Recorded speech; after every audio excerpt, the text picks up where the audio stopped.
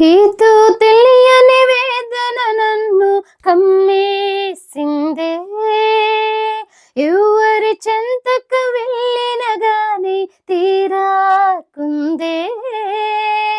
ఏదో తెలియని వేదన నన్ను కమ్మేసిందే, ఎవరి చెంతకు వెళ్ళిన గాని తీరాకుందే.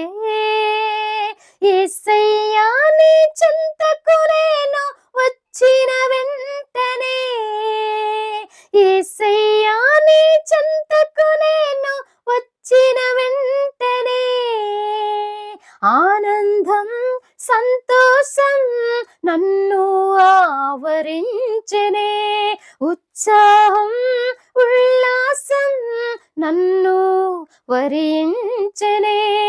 ఆనందం సంతోషం నన్ను ఆవరించెనే, ఉత్సాహం ఉల్లాసం నన్ను వరించెనే.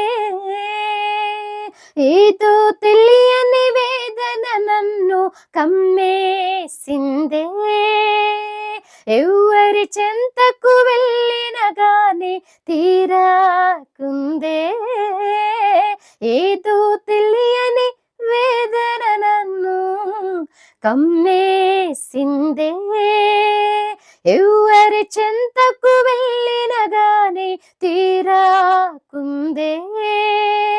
యేసయ్యా నీ చెంతకు నేను వచ్చిన వెంటనే, యేసయ్యా నీ చెంతకు నేను వచ్చిన వెంటనే ఆనందం సంతోషం నన్ను ఆవరించెనే, ఉత్సాహం ఉల్లాసం నన్ను వరించెనే.